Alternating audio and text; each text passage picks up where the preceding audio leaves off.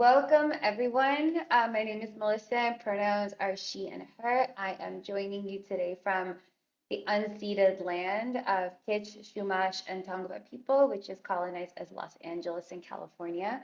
I currently work as a program director at Mental, which is a online-based company that has a kids yoga meditation app and professional development for educators, parents, and caregivers looking to learn how to teach mindful movement, yoga, and meditation to kids, whether it's in the classroom or at home.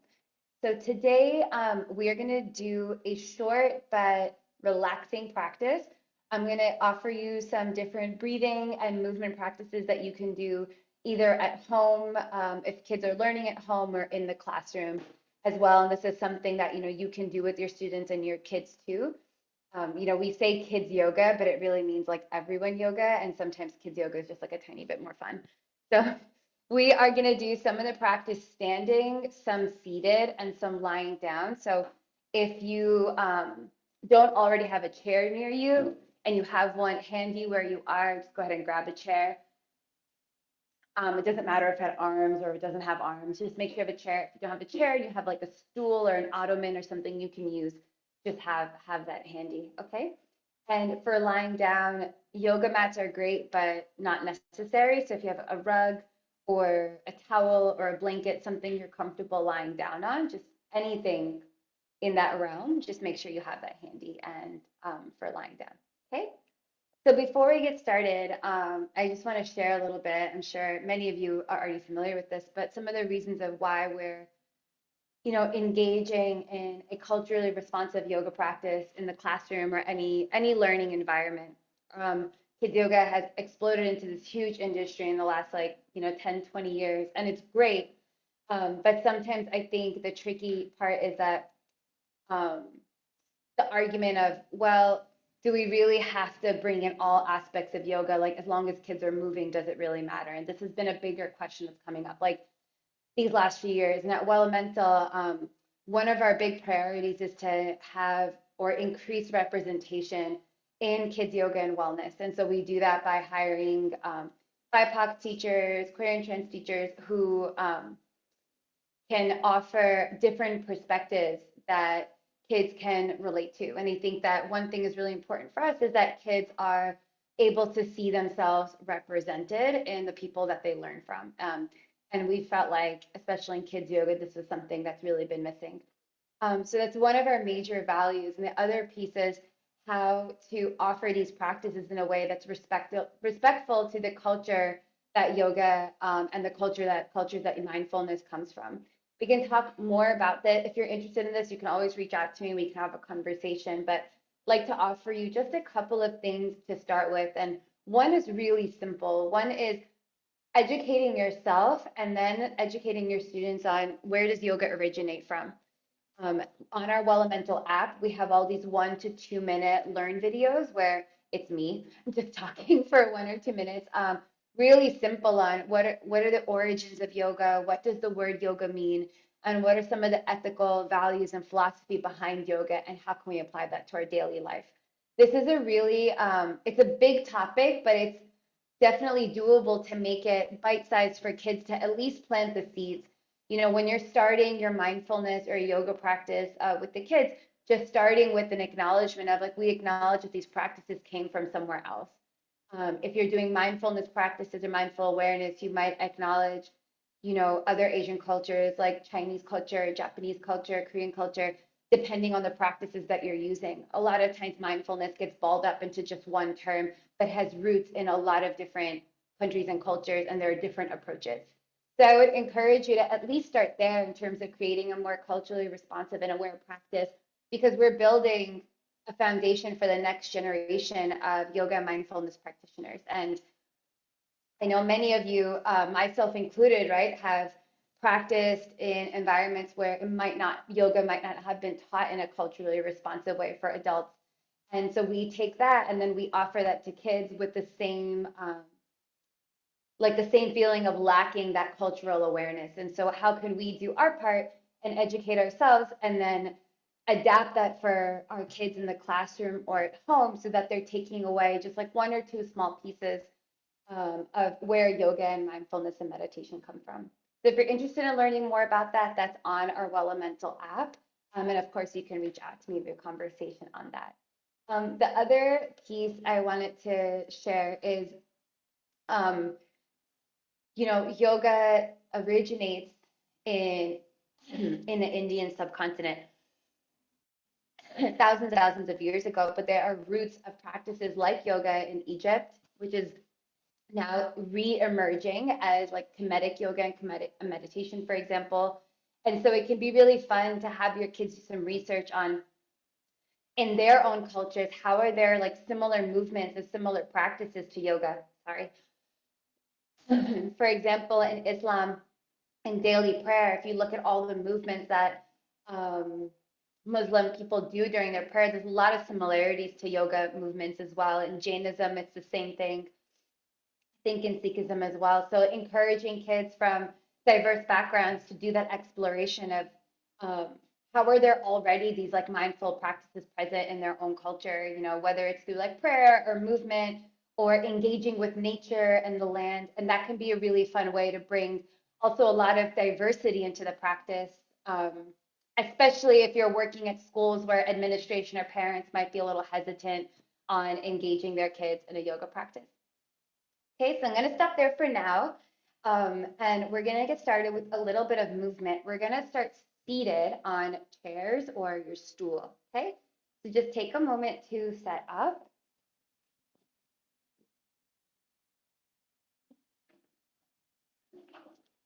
Awesome. And then once you're on your chair, make sure that you can feel your feet on the ground. So this can be a little tricky sometimes because if a chair is a little higher and you lean back, your feet might dangle. So if it's okay for your back, try scooting forward so you can feel your feet on the ground. With some kids and some grade levels, like this isn't always possible. But if it's possible to even like have them touch their tippy toes to the ground in some connection, that can be helpful just to bring a grounding feeling to the practice to start. Okay. And if you're home and practicing on your own, one thing you can do is if you have yoga blocks or like pillows or a folded towel, you can always stick that under your feet if your feet are not touching the ground. Once you're in your seated position, we're going to start with some simple joint exercise to warm up the body. So this can take anywhere from 30 seconds to 5 minutes, depending how you want to stretch it out. But it's a super helpful way to get kids and adults to dial into the present moment by being in their bodies in a really easy but fun way. So they're just circular movements, and we're going to start with the neck. We're going to try to do it with our breathing. So as you inhale, lift the chin, and as you exhale, circle the neck. Okay, and as you inhale, lift the chin, exhale. So if you're following your breath, you'll notice that your pace will probably be a little different than mine. And that's good because that means you're following the rhythm of your own breathing. Inhale up, exhale around. Switch directions. Inhale up, exhale around. Inhale up, exhale around. One more time. Inhale up, exhale around. Come back to center. Take your fingertips, bring them to your shoulders. If they don't touch, that's no big deal. Inhale, try to bring your elbows toward each other. Exhale, bring the elbows behind the back. Good. Inhale forward. Exhale. So again, try to have this feeling that you're going with your breath. You breathe in. Breathe in. And then we're going to switch directions. So you'll inhale, reach back. Exhale, forward.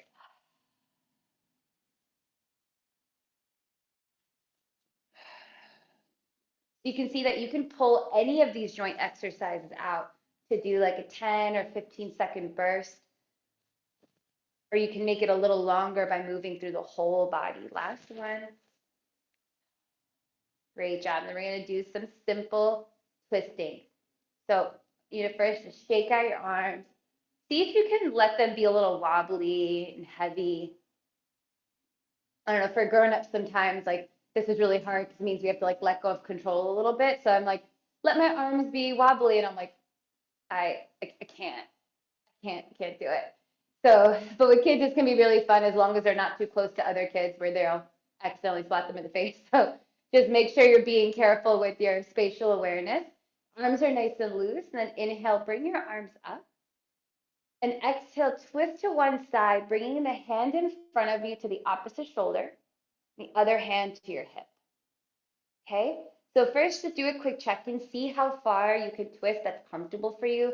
So you might need to keep the hand on the chest instead, or maybe the hand on the shoulder. Okay? And then inhale, come back, open the arms wide, and exhale, twist to the other side. And you'll start to notice that one side might feel a little less roomy than the other side, and that's normal. Breathe in, center. Reach the arms out, exhale. Now go at your own speed. Inhale, exhale. Inhale, exhale. Feel free to go slower than me or faster than me. You might hear a little pop, pop, pop in your back, and that's okay as long as it's not painful. And see if you want to go faster. So if you have some room with the back of the chair, try to flap your arms around you, lightly tapping your shoulder, lightly tapping your hip. Totally optional. Good. One or two more on each side. Beautiful. And then come back to center. Shake out your hands. You're going to do a seated triangle pose. So if your legs are close together, bring them a little bit apart. They're more about hip width apart. Inhale, take the arms up to shoulder height.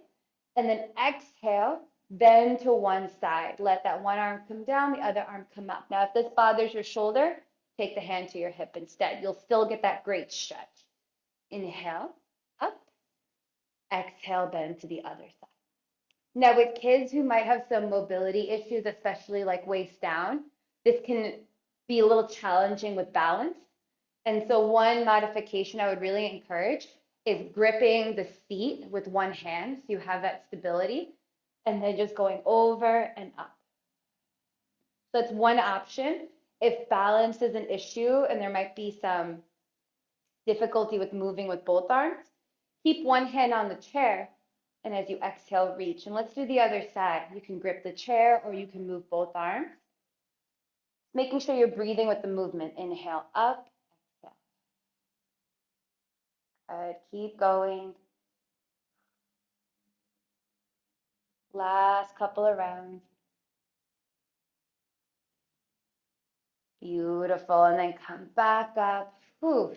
I don't know about you, but I'm definitely have a little coating of sweat. So you can see that even without doing any fancy poses or even without leaving your chair, you've just really helped boost circulation in the body, waking up your body too, waking up the mind, helping to wake up your digestion. So this is such a great one to do like in morning meetings or brain breaks in the morning to just get everything going and getting all the wiggles out for grown-ups or kids, okay?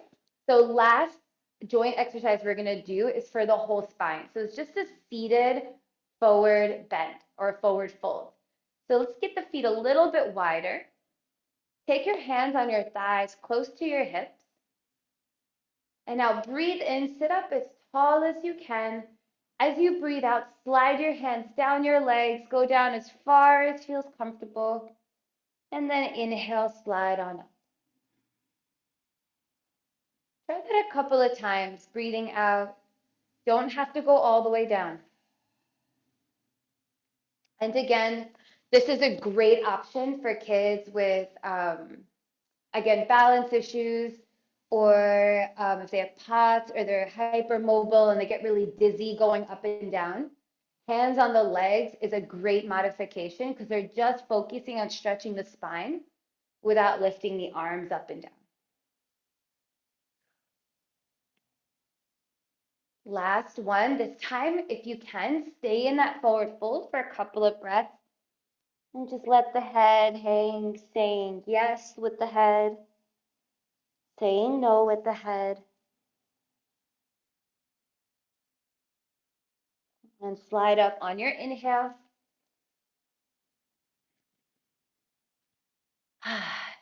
Good job. Okay, great. So from here, I'm going to do and show you a few other seated postures that are originally done standing, but just a couple of ways you can modify them for seated. So if you're doing like a 10 or 15-minute practice and with COVID, you either need to socially distance or you can't use mats or you can't move around the chairs because they have to be positioned in a certain way. I'll show you how to do a couple more seated postures that can be done standing or seated, okay? So you're still in your chair. We're gonna go through two different warrior postures. So warrior one and warrior two. So seated here, let's start with our warrior two. Nice thing about warrior two is it gives a really nice stretch for the hips, but we can do this in our chair too. So you're gonna take one knee and turn it out. Other knee stays forward. Okay, and then try your best to keep your torso facing forward. Because usually when the knee turns out, we turn with it. So try to keep the chest forward, knee turned out. Now, if for your hips, if they're feeling tight or you have pain in your hips, you don't have to go all the way. You can do a 3/4 opening or maybe even less. Okay? Now, once you have that knee turned out, let's take the arms up. Bring the arms up, shoulder height.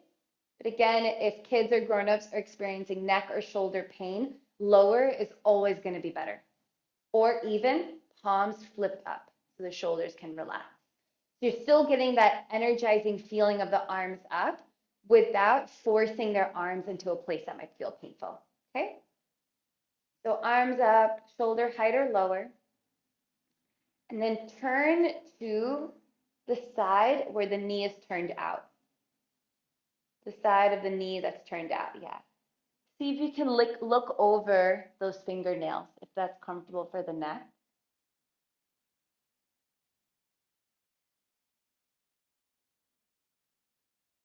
Relax your shoulders. Very good. And so now we're going to do this dynamically with the arms. So legs will stay where they are. Inhale, look to center.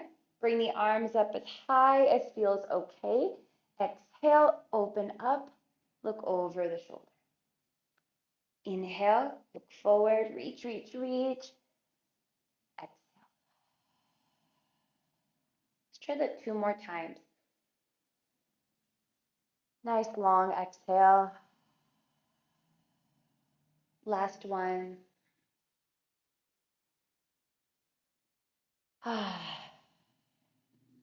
Good job. And then come back, let the arms go, come back to center. Bring that knee back to center. We're going to try a warrior one on that same leg. So that same knee that turned out. I'm going to take that foot and slide it back under your chair. Now, if you're sitting too close to the edge of your chair, just be careful because if you slide back, you might tip over. So make sure you're seated on your chair where you can slide that foot back. And you might feel your bottom come off the chair a little bit. That's good. You might feel your chest lift up. That's great too. And then we're going to do this dynamically with our arms. Okay? So as you kick your leg back, reach your arms up. Reach them up. Feel the chest lift up like it's reaching toward the sky. And then exhale, slide your foot back to meet the other foot. Bring the arm down. So we're going to do this all on the same leg. When you're ready, start again. Inhale, slide the foot back, reach the arms up. Exhale. 2 more times. Slide it back, reach. And exhale. This time, let's try staying in the posture. Warrior one. Reach up, wake up the chest, wake up your fingers. And if you'd like, you can even look up at the ceiling. Maybe there's something interesting up there. Hopefully not. And come down, arms down, feet together. Good. So let's switch to the other side. The other knee is going to turn out, the other knee you didn't do. Keep your torso facing forward if you can. And just check in on this side. So for me, this side is a lot more open. It feels totally fine to turn out. When I did the right side, there's so much tightness here, so I have to be careful to maybe go 45, then a little bit, then 90, okay? So turn your knee out. Let the arms come up. On this side, see if shoulder height good, maybe lower. And then turn your gaze to look over the hand above the knee that's turned. Keeping the eyes open, we're going to start to move the arms. Inhale, look to center, reach up. A big breath out, look over the shoulder. Breathe in, reach, reach, reach, lift the chest. Let it out. 2 more times, breathe in. Last one, breathe in.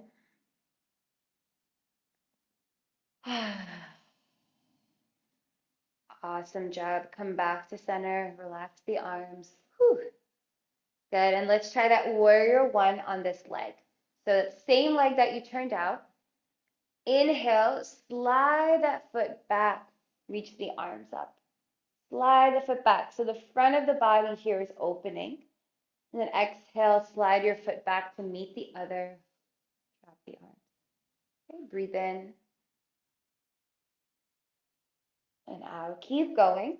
One way you can modify again if moving arms and legs is not great for some students is just hold the chair and just focus on moving the leg. Or if moving the legs is not an option, just move the arms and focus on that arch in the back. So you can do one or the other of the elements of the posture. You'll still get a similar effect. Last round, let's stay. Reaching the chest up, arching the upper back.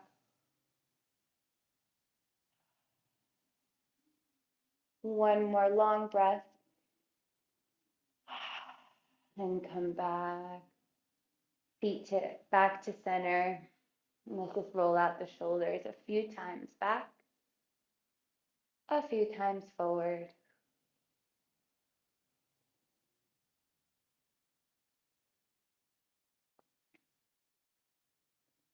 Great job. Okay, so from here, let's go ahead and come up to standing. And if you're not able to stand, I'm going to do my best to give you some chair variations, okay? So coming up to standing, keep your chair handy just in case, because we're going to do some balancing. So just keep it handy nearby in case you need it.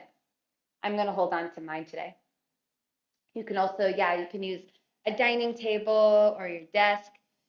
So doing some balancing postures, of course, is really, really powerful and helpful for a kid's vestibular system, helpful for focus as well. And you can do it without having to create a lot of space in the room. So you can have them stand up right next to their desk or chair and just stay close to it. We're going to move through a few variations of tree pose. So first, let's start with feet on the floor. And just check in without holding the chair or the table. Just notice how you're distributing your weight right now. Are you leaning into one foot more than the other? More forward, more back? Is your head leaning forward? Is it tilted? And keeping the eyes open, rest your hand on a surface if you'd like. We're all going to do the same side together. So we're going to start by bringing a little bit more weight into the left leg. And start to lift the right foot just onto your toes. So just perching on your toes. Awesome. Very good. If you feel pretty balanced here, bring the sole of the foot right above that left ankle, just above the ankle. And you can always use your table or wall or chair for support. Now, as you start to move into your tree pose variations, keep the eyes open. Find a spot in front of you that you can focus your gaze on. So this should be a spot that's about eye level and a spot that isn't moving. So if you have a pet at home, for example, and they're sitting there, you probably don't want to focus on them in case they decide to scurry away. Now, if you're pretty good here, foot is above the ankle, you can bring it up higher, just right below the knee. Or you bring it up even higher to the inside of the thigh. You're just making sure that the foot is not resting on a joint. So as long as it's not on your knee or right on your ankle, you're okay. So whichever of these variations you'd like to take a moment to get there.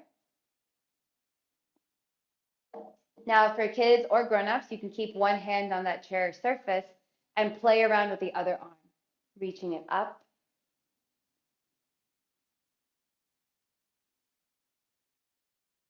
Or touching the hand to the back of the neck, so opening that shoulder a little bit more.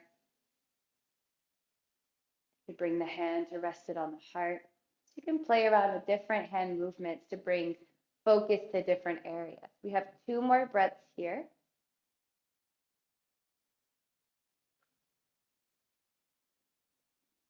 Try to keep equal weight in both legs, both hips.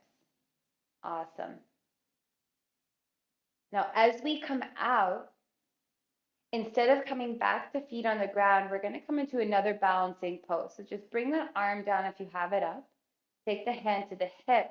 Release this foot, and your knee's going to be facing forward right in front of you. So in our Well Elemental app, we call this pirate pose. So just having one leg up, balancing on this leg. This is a great one to strengthen the hip and lower part of the core and the lower back. Now, if you'd like, you can play around with your balance, bringing the arms up, hands to heart, anything you'd like.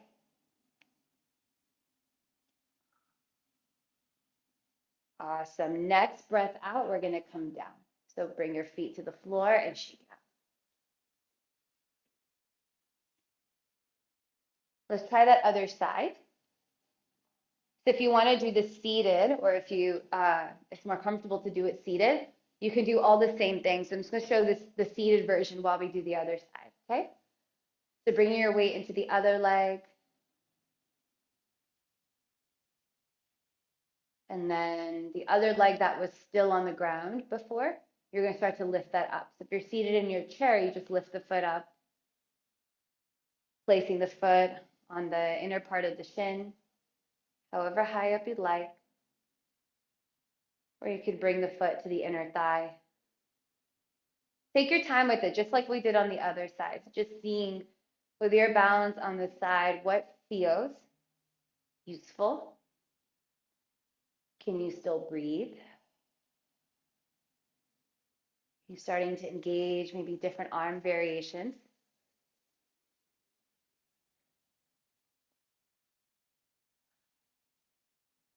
Keeping that steady gaze right in front of you.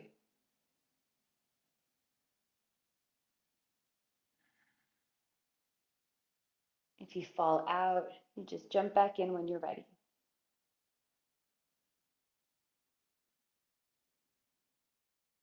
Now from here, take one more breath. And then from here, we're coming into that pirate pose, the other balancing pose where you release the foot, but now your knees facing forward. You can do the seated too, lifting your leg off the ground. Again, playing with different arm variations. Grabbing support where you need it.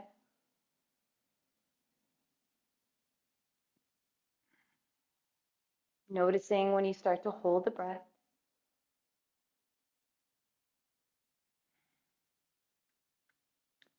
And we're going to slowly come out on the next exhale. Going back to your standing or seated position. Good job. All right, so from seated, we're going to come to lie down, or sorry, we're going to come to lie down on the floor. Yeah. So just take your time to set up. So if you're in the classroom and lying down isn't an option, I'm going to give you some seated options as well. Okay? I'm going to show the lying down positions first, and then I'll show the seated.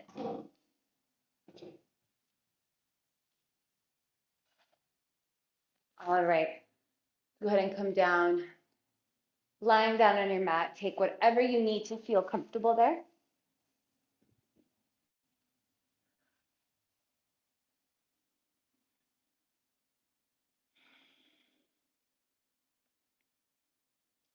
So you're going to do a simple breathing practice to help calm the nervous system and calm the mind.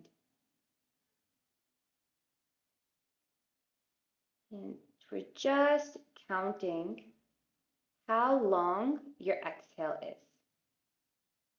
Inhale. In your mind, count how many seconds is your exhale.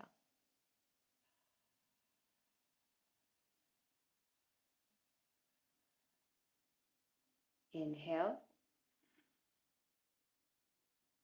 Count your exhale.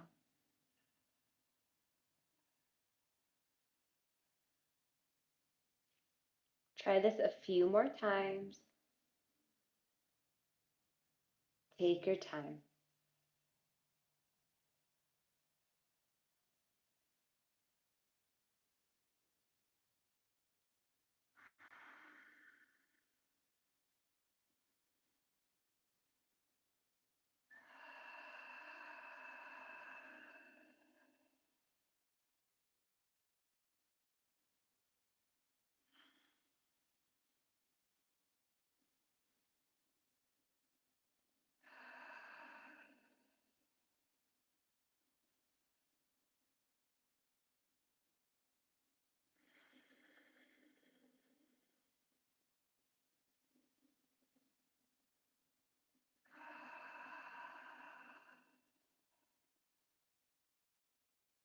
Last round, count the length of your exhale,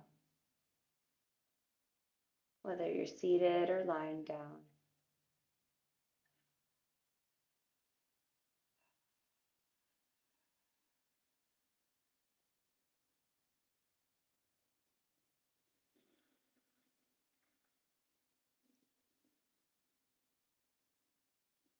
And then relax the breath.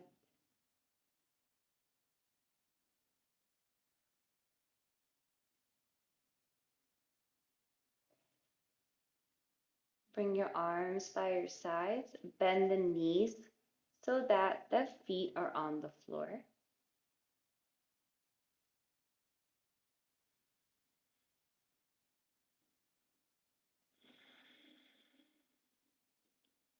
Now, as you inhale, lift your hips off the ground for a gentle bridge pose. Gentle bridge. As you exhale, slowly come down, nice and slow. Inhale up.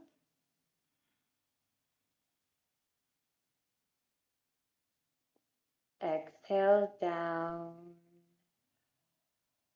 If you're seated in your chair, so if you're lying down, keep going. If you're seated in your chair, just taking the hands to the thighs. Inhale, slide the hands toward you, arch your back, look up. Exhale, relax. Inhale, slide your hands toward you, look up. Exhale, relax. So we have 3 more rounds, whether you're seated or lying down. Inhale, lift the chest. Exhale, relax. Inhale, lift. Exhale, relax. Last one.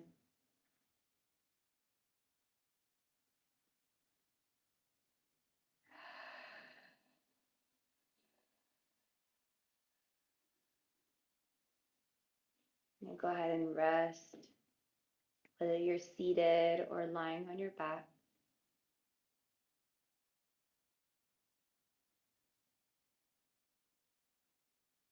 Just notice How did that movement feel in my body?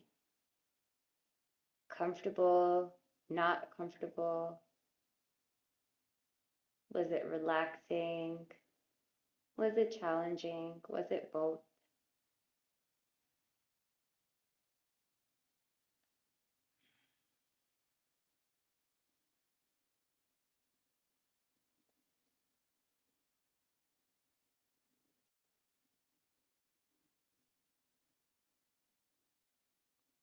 And we're coming into butterfly posture. So lying down, you can bring the soles of the feet together, let the knees turn out. Now, if you have any knee pain or knee stuff going on, you can still do this pose, but to take some of the intensity out of it, you can slide pillows under each knee so your knees are propped up a little bit. So if you have some knee pain or any knee injury.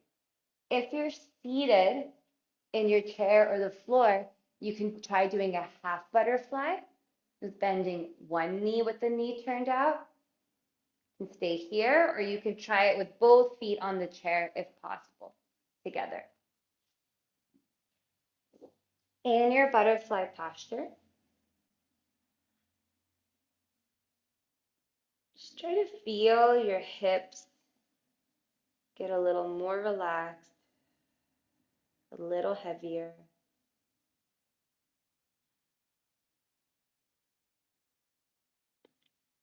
And we're going to use our arms like butterfly wings with our breath here. So let your legs stay where they are.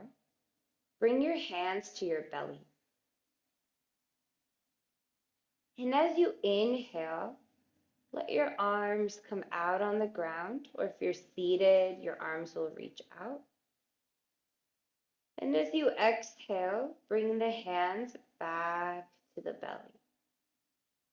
So inhale, let the arms come out. Exhale, hands to belly. Just gently flapping the wings, opening the arms, hands to belly. Try that 2 more times.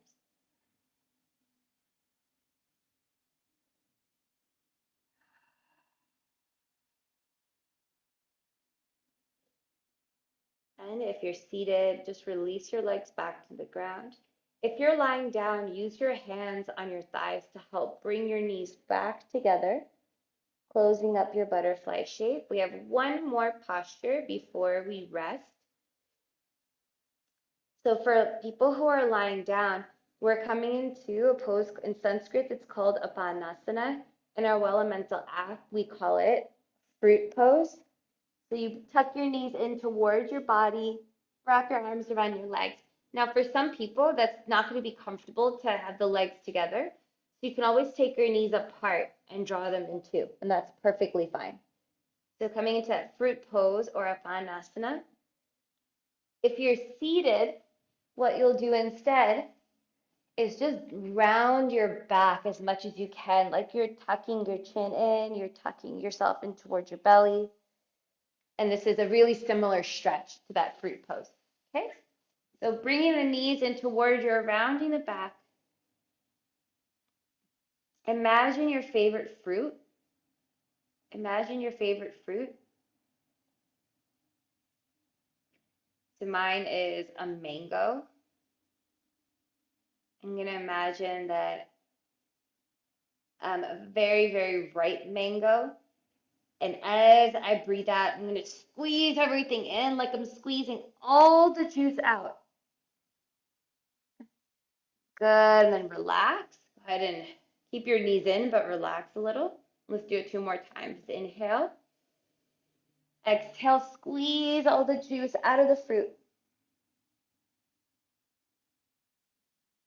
One more time. Inhale, relax. Exhale, squeeze, squeeze, squeeze, squeeze. And then let it go for your final pose, Shavasana, or we call it do nothing pose. So this can look like any resting position you want. If you're seated, you might want to lean back in your chair. If you're lying down, you might want a blanket or some pillows to get cozy. So here we practice the art of doing nothing. So we're not even controlling the breath here. Everything is resting as it is.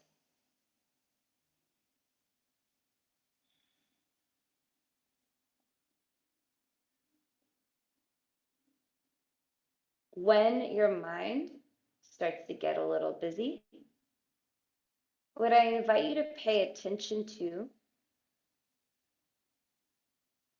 every part of your body that's touching the floor or the chair. So whenever you start to get distracted, pay attention to every part of your body that's touching the floor or the chair.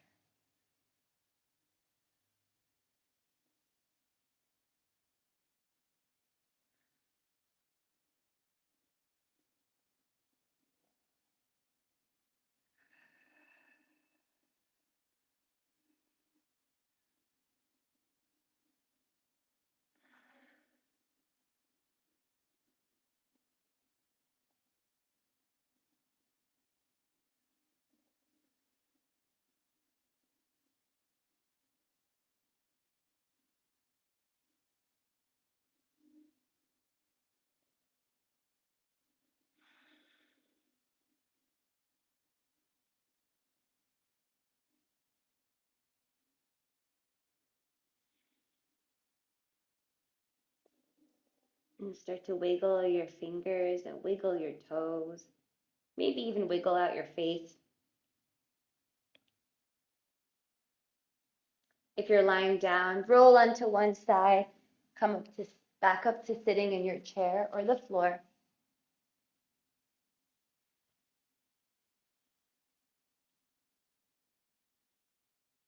And before we finish our yoga practice together today, I invite you to close your practice with bringing to mind something that brings you a deep feeling of gratitude. Something, someone, someplace that brings you a deep feeling of gratitude.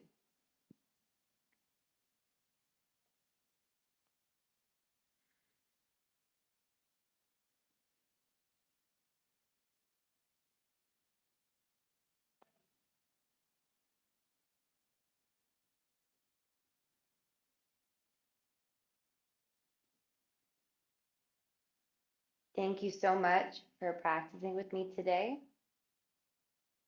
Before we leave our mat or our chair, just a reminder to take a moment at the beginning of the or the end of your practice to acknowledge the land and the culture in India in which these yoga practices are passed down from.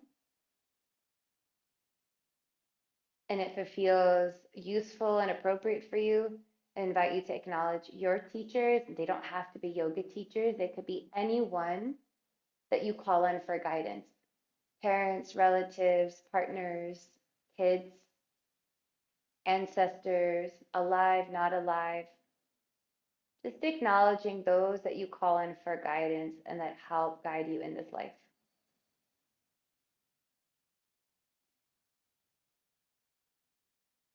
Thank you so much. It's great to practice with all of you. Um, do you want to share just really quick our um, about our Well Mental app? And so we have a free version. And so if you want to just try it out, you can go to app.wellmental.co, and COSAM has all of our information. App.wellmental.co, and you can sign up for free. And there's at least a dozen practices on there. And so if the free version is what feels accessible, that's great. Otherwise, we have a monthly or annual subscription for individuals and for schools. So if you're thinking that your school or your district might want to get on board, that's all on our website, but you can reach out to us anytime. And if you need a custom subscription, we can always help you with that. So group subscriptions could be like you have 25 teachers or 30 teachers, and you all get access, your own individual access to the app. If professional development is something that you're more keen on, that would be great too. You get monthly or annual access to all of our lesson plans, which are in English and Spanish, all of our trainings. And in that membership, professional development, you will get a free membership to the app too. So that's all included. So if any of those are of interest to you, you can get to our website and reach out to us if you have questions. And I just wanted to share too that it's really great to be here in this space with all of you where everyone is, we all have different ways of getting to the same goal, but we're all moving in the same direction. So thank you so much.